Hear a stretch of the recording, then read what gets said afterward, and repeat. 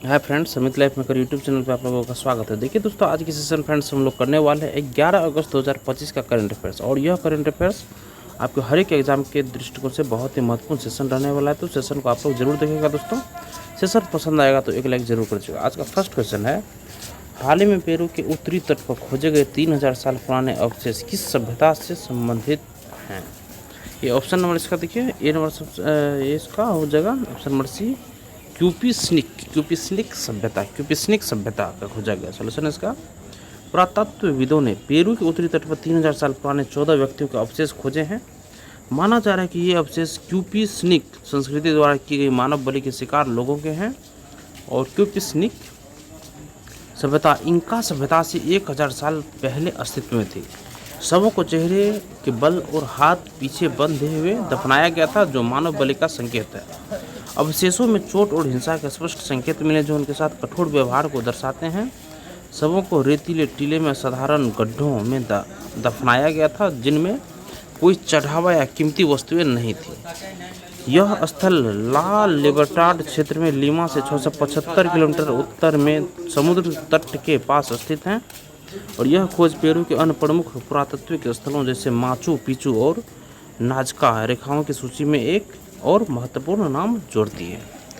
Next question देखिए, NCERT ने school पाठ्यक्रम में किन सैन्य वीरों से संबंधित नए अध्याय शामिल किए हैं? तो इसमें सही आंसर हमारा जाएगा field marshal Sam Manekshaw. Option number A सही होगा। और brigadier Mohammad Usman, major Somnath Sharma. Solution देखिए इसका फ्रेंड्स, राष्ट्रीय शैक्षणिक अनुसंधान और प्रशिक्षण परिषद एनसीईआरटी ने स्कूल पाठ्यक्रम में 3 प्रमुख सैन्य नायकों field marshal Sam Manekshaw, brigadier Mohammad Usman और मेजर सोमनाथ शर्मा से संबंधित नए अध्याय जोड़े हैं। और ये अध्याय कक्षा 7 और 8 के अंग्रेजी और उर्दू के पाठ्य पुस्तकों में शामिल किए गए हैं, ताकि छात्रों को इन वीरों की सेवा और बलिदान के बारे में बताया जा सके।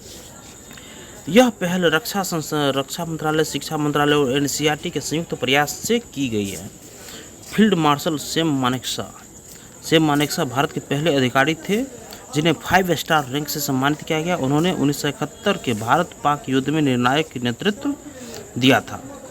और नेक्स्ट देखिए फ्रेंड्स, ब्रिगेडियर मोहम्मद उस्मान, जिन्हें नौशेरा का शेर कहा जाता है, वे ने देश के लिए अपने प्राण न्यौछावर किए। और देखिए फ्रेंड्स, ब्रिगेडियर मोहम्मद उस्मान, जिन्हें नौशेरा का शेर कहा जाता है, ने देश के लिए अपने प्राण न्यौछावर किए और इन्हें मरणोपरांत महावीर चक्र से सम्मानित किया गया है। मेजर सोमनाथ शर्मा को परमवीर चक्र से सम्मानित किया गया था और वे इस सर्वोच्च वीरता पुरस्कार के पहले प्राप्तकर्ता थे।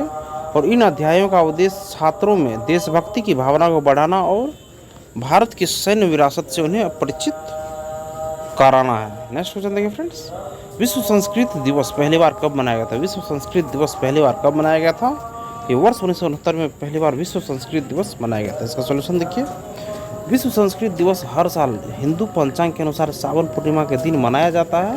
और वर्ष 2025 में यह दिन 9 अगस्त को मनाया जाएगा। इस दिन का उद्देश्य संस्कृत भाषा के प्रचार प्रसार और पुनर्जीवन को बढ़ावा देना है। और इसकी शुरुआत 1969 में भारत सरकार और विभिन्न संस्कृति संस्थानों की संयुक्त पहल से हुई थी। संस्कृत एक प्राचीन भारतीय भाषा है जो हिंद यूरोपीय भाषा परिवार से संबंधित है और इसे देववाणी भी कहा जाता है। इसे भारतीय भाषाओं की जननी माना जाता है और यह भारत की सबसे पुरानी बोली जाने वाली भाषाओं में से एक है। और संस्कृत भाषा की उत्पत्ति लगभग 3500 वर्ष पहले भारत में मानी जाती है। सुधर्मा दुनिया का एकमात्र संस्कृत समाचार पत्र है और उत्तराखंड में संस्कृत को दूसरी राजकीय भाषा का दर्जा प्राप्त है। नेक्स्ट क्वेश्चन देखिए, 2025 कनाडाई ओपन में महिला एकल खिताब किसने जीता है? तो ऑप्शन नंबर याद रखिएगा दोस्तों, ऑप्शन नंबर सी, विक्टोरिया मबोको यही एकल खिताब जीते हैं कनाडाई ओपन में। सोल्यूशन इसका देखिए, 18 वर्षीय विक्टोरिया मबोको ने 4 बार की ग्रैंड स्लैम विजेता नाओमी ओसाका को हराकर कनाडाई महिला ओपन में अपना पहला WTA 1000 खिताब जीता। और पहले सेट में 2-6 से हारने के बाद मोबोको ने शानदार वापसी करते हुए अगले 2 सेट 6-4 और 6-1 से जीत मॉन्ट्रियल में खिताब अपने नाम किया जीतकर। और वह बियांका आंद्रेस्कू के बाद कनाडाई ओपन में सेमीफाइनल, फाइनल और खिताब जीतने वाली दूसरी कनाडाई खिलाड़ी बनी है। पुरुष एकल खिताब बेन शेल्टन ने 2025 कनाडाई ओपन में कारेन खचानोव को हराकर जीता। यह उनका पहला एटीपी 1000 और करियर का तीसरा एटीपी टूर खिताब है। और नेक्स्ट क्वेश्चन देखिए, और देखिए एक पॉइंट और है दोस्तों, शेल्टन एंडी रोडिक के बाद 2004 मियामी ओपन के बाद मास्टर्स खिताब जीतने वाले सबसे युवा अमेरिकी पुरुष खिलाड़ी बने। और विश्व जैव ईंधन दिवस किसके सम्मान में मनाया गया? देखिए क्या है, तो विश्व जैव ईंधन दिवस किसके सम्मान में मनाया जाता है? याद रखिएगा, रुडोल्फ डीजल के सम्मान, रुडोल्फ डीजल के सम्मान। सोल्यूशन इसका, विश्व जैव ईंधन दिवस हर साल 10 अगस्त को मनाया जाता है ताकि गैर जीवाश्म ईंधनों के महत्व के बारे में जागरूकता फैलाई जा सके। यह दिवस रुडोल्फ डीजल की याद में मनाया जाता है, जिन्होंने डीजल इंजन का आविष्कार किया था। पेट्रोलियम और प्राकृतिक गैस मंत्रालय इस दिन को 2015 से मना रहा है। और भारत दुनिया का तीसरा सबसे बड़ा तेल उपभोक्ता है। भारत जैव ईंधनों का प्रमुख उत्पादक भी है। भारत ने 2025 तक पेट्रोल में 20% एथेनॉल मिश्रण का लक्ष्य हासिल कर लिया है, जो कि पहले 2030 तक किया गया था। नेक्स्ट क्वेश्चन है, जैव ईंधन पौधों, फसलों और पशु अपशिष्ट जैसे जैविक स्रोतों से प्राप्त होते हैं। नेक्स्ट क्वेश्चन देखिए, हाल ही में भारतीय रेल ने एशिया की सबसे लंबी मालगाड़ी का सफल परीक्षण किया, इसका नाम क्या है? हाल ही में भारतीय रेल ने एशिया की सबसे लंबी मालगाड़ी का सफल परीक्षण किया, इसका नाम क्या है? तो याद रखिएगा, रुद्रास्त्र। ऑप्शन नंबर बी सही है दोस्तों। सोल्यूशन देखिए इसका, भारतीय रेल ने एशिया की सबसे लंबी मालगाड़ी रुद्रास्त्र का सफल परीक्षण कर एक नया कीर्तिमान स्थापित किया है। यह ट्रेन 4.5 किलोमीटर लंबी है और यह परीक्षण उत्तर प्रदेश के चंदौली स्थित गंज ख्वाजा रेलवे स्टेशन से झारखंड के गढ़वा तक किया गया। इस दौरान ट्रेन ने 209 किलोमीटर की दूरी 5 घंटे 10 मिनट में तय की, जिसकी औसत गति 40.50 किलोमीटर घंटा। Divisional railway manager DRM Uday Singh Meena ने बताया कि अब मालगाड़ियां पंडित दीनदयाल उपाध्याय मंडल से धनबाद मंडल तक भेजी जाएंगी, जिससे लोडिंग और परिवहन की गति बढ़ेगी और रुद्रास्त्र से माल परिवहन की दक्षता बढ़ेगी और समय व संसाधनों की बचत होगी। इस ट्रेन में 345 वैगन शामिल थे, जिनमें से एक खाली वैगन में 72 टन माल लादा गया था और इसमें कुल 7 इंजन लगे थे। देखिए, इस ट्रेन में 345 वैगन शामिल थे, जिनमें से एक खाली वैगन में 72 टन माल लदा गया था, इसमें कुल 72 इंजन लगे थे, 2 आगे और हर 59 बोगी के बाद एक इंजन। यह ट्रेन वास्तव में 5 मालगाड़ियों के बराबर थी, जिसमें पहली ट्रेन को 2 इंजनों से चलाया गया है। नेक्स्ट क्वेश्चन देखिए, हाल ही में भारत के शीर्ष 10 सबसे सुरक्षित शहरों की सूची में किसने पहला स्थान प्राप्त किया है? तो पहला स्थान पर है मंगलुरु। ऑप्शन नंबर बी सही है। देखिए, हाल ही में जारी नंबेओ सेफ्टी इंडेक्स मिड 2025 रैंकिंग में भारत को दुनिया के सबसे सुरक्षित देशों में 67वां स्थान मिला है। भारत का सेफ्टी इंडेक्स स्कोर 55.8 रहा है और शहरों के स्तर का मंगलुरु को भारत का सबसे सुरक्षित शहर घोषित किया गया, जिसे वैश्विक स्तर पर 49वां स्थान मिला है और उसका सेफ्टी स्कोर 74.2 रहा है। गुजरात के 3 शहर वडोदरा, अहमदाबाद और सूरत इस शीर्ष सुरक्षित शहरों में शामिल रहे और नई दिल्ली, नोएडा और गाजियाबाद को भारत के सबसे असुरक्षित शहरों में गिना गया है। नई दिल्ली, नोएडा और गाजियाबाद को भारत के सबसे असुरक्षित शहरों में गिना गया है। और संयुक्त अरब अमीरात UAE की राजधानी अबू धाबी ने 88.8 स्कोर के साथ लगातार 9वें वर्ष दुनिया का सबसे सुरक्षित शहर होने का खिताब बरकरार रखा और देश स्तर पर UAE को दूसरा स्थान मिला है।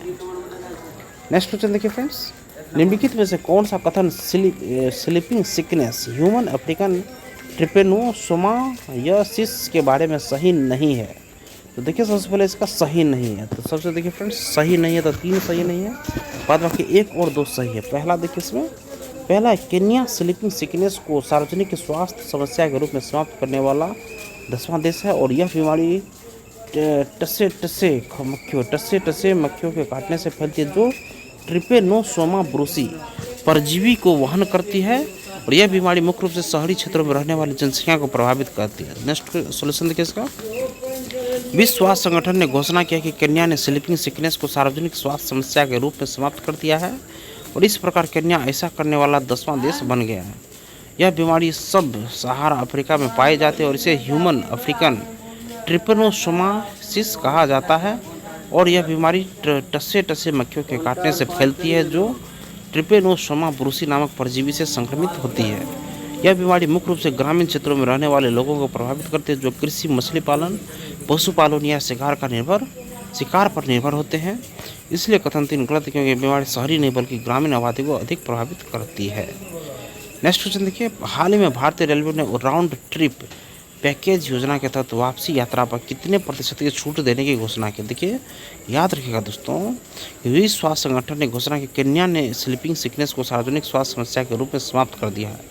स्लीपिंग सिकनेस को यह 10वां देश ऐसा करने वाला बन गया है। WHO ने घोषणा कर दिया केन्या। और देखिए नेक्स्ट क्वेश्चन, हाल ही में भारतीय रेलवे ने राउंड ट्रिप पैकेज योजना के तहत वापसी यात्रा पर कितने प्रतिशत की छूट देने की घोषणा की है। तो 20%, 20% छूट देने की घोषणा की है। सोल्यूशन देखिए इसका, भारतीय रेलवे ने राउंड ट्रिप पैकेज योजना के तहत वापसी यात्रा पर 20% की छूट देने का फैसला किया है और रेल मंत्रालय के अनुसार यह छूट तब लागू होगी जब एक यात्रियों के समूह के लिए आगे और वापसी दोनों यात्राओं के टिकट एक साथ बुक किए जाएंगे। मंत्रालय ने स्पष्ट किया कि इस योजना के तहत बुक किए गए टिकटों पर कोई किराया वापसी नहीं की जाएगी और इस योजना के तहत बुकिंग इस महीने की 14 तारीख से शुरू होगी और यह 13 अक्टूबर की अग्रिम आरक्षण तिथि के लिए लागू होगी। इस योजना के अंतर्गत वापसी यात्रा के टिकट बुक करते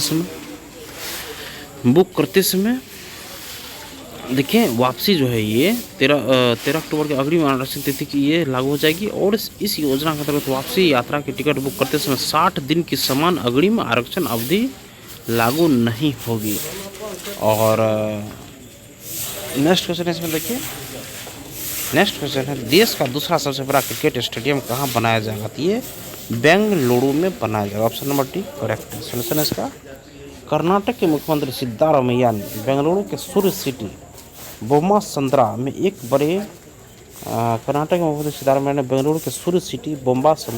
बड़े खेल परिसर को मंजूरी दी है जिसकी लागत 1650 करोड़ रुपए होंगी। इसमें 80,000 दर्शकों की क्षमता वाला क्रिकेट स्टेडियम भी शामिल होगा।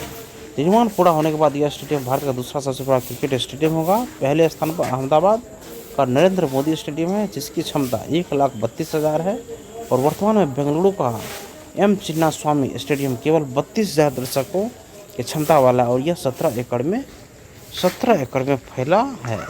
जस्टिस जॉन माइकल कुन्हा आयोग ने इसे बड़े आयोजनों के लिए अनुपयुक्त बताया है और कर्नाटक सरकार ने कर्नाटक हाउसिंग बोर्ड की उस योजना को मंजूरी दी है जिसके तहत 100 एकड़ में फैला एक खेल हब विकसित किया जाएगा। इसका पूरा खर्च कर्नाटक।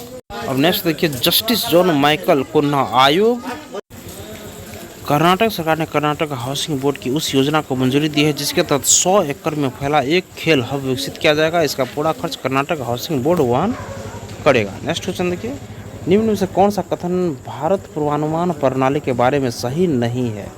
देखिए सेकंड ऑप्शन हमारा सही नहीं होगा, बाद बाकी फर्स्ट और थर्ड ऑप्शन सही होगा। फर्स्ट देखिए, भारत FS ने अत्यधिक वर्षा के पूर्वानुमान की सटीकता को पिछले परिचालन मॉडल की तुलना में 30% तक बढ़ा दिया है। और सेकंड तो दोस्तों सेकंड हमारा गलत ही है, फिर भी देख लीजिए, यह 12 किलोमीटर क्षैतिज रिजोल्यूशन पर रियल टाइम मौसम पूर्वानुमान प्रदान करता है, ये गलत है। थर्ड है, यह सुपर कंप्यूटर अर्का और अरुणिका का उपयोग करता है, बिल्कुल सही है। सॉल्यूशन देखिए इसका, भारत पूर्वानुमान प्रणाली ने अत्यधिक वर्षा के पूर्वानुमान की सटीकता को पिछले मॉडल की तुलना में 30% तक बेहतर किया है और यह प्रणाली त्रिकोणीय क्यूबिक ऑक्टोहेड्रल ग्रिड पर आधारित है और इसे भारतीय वैज्ञानिकों ने स्वदेशी रूप से विकसित किया है और यह 6 किलोमीटर क्षैतिज रिजोल्यूशन पर रियल टाइम मौसम पूर्वानुमान, देखिए 6 किलोमीटर क्षैतिज रिजोल्यूशन पर रियल टाइम मौसम पूर्वानुमान प्रदान करती है, न कि 12 किलोमीटर पर। भारत FS में अर्का और अरुणिका सुपर कंप्यूटर का उपयोग किया गया है जिससे पूर्वानुमान का समय 12 घंटे से घटाकर 3 से 6 घंटे कर दिया गया है और यह प्रणाली पंचायत क्लस्टर स्तर पर पूर्वानुमान देने के लिए तैयार की गई है जिससे किसानों और स्थानीय प्रशासन को सटीक सलाह मिल सके। नेक्स्ट क्वेश्चन, निम्नलिखित में से कौन सा कथन भारत रत्न श्री अटल बिहारी वाजपेयी चिवनिंग उत्तर प्रदेश राज्य सरकार या छात्रवृत्ति योजना के बारे में सही नहीं है? तो ऑप्शन नंबर सेकंड हमारा सही रहेगा, फर्स्ट है इसका। यह योजना उत्तर प्रदेश सरकार और यूनाइटेड किंगडम के विदेश राष्ट्रमंडल और विकास कार्यालय FCDO के सहयोग से लागू की जाएगी, बिल्कुल सही है, सेकंड नंबर है। यह योजना छात्रों को यूनाइटेड किंगडम में स्नातक स्तर की पढ़ाई के लिए छात्रवृत्ति प्रदान करेगी, ये गलत है। और थर्ड है, चयन प्रक्रिया निष्पक्ष और पारदर्शी होगी, जिसे एक समझौता ज्ञापन के अनुसार संचालित किया जाएगा। सॉल्यूशन देखिए इसका। उत्तर प्रदेश कैबिनेट ने भारत रत्न श्री अटल बिहारी वाजपेयी चिवनिंग उत्तर प्रदेश राज्य सरकार छात्रवृत्ति योजना को मंजूरी दी और इस योजना के तहत उत्तर प्रदेश के मेधावी छात्रों को यूनाइटेड किंगडम में उच्च शिक्षा प्राप्त करने का अवसर मिलेगा। परियोजना के अंतर्गत हर वर्ष 5 छात्रों को 1 वर्षीय पारास्नातक मास्टर डिग्री पाठ्यक्रम के लिए छात्रवृत्ति दी जाएगी और यह योजना उत्तर प्रदेश सरकार और UK के विदेश राष्ट्रमंडल और विकास कार्यालय FCDO के सहयोग से चलाई जाएगी और चयन प्रक्रिया निष्पक्ष और पारदर्शी होगी, जिसे दोनों सरकारों के बीच हुए समझौता ज्ञापन के अनुसार संचालन किया जाएगा। इसलिए कथन 2 गलत है, क्योंकि यह योजना स्नातक नहीं बल्कि पारा स्नातक छात्रों के लिए है। और इसी के साथ दोस्तों देखिए हमारा सेशन यहीं पे ख़त्म होता है फ्रेंड्स। और सेशन अगर आप लोगों को पसंद आया है तो सेशन को जरूर लाइक कर दीजिएगा और किसी ग्रुप में इस वीडियो को जरूर शेयर कर दीजिएगा। धन्यवाद दोस्तों, आपका दिन शुभ हो।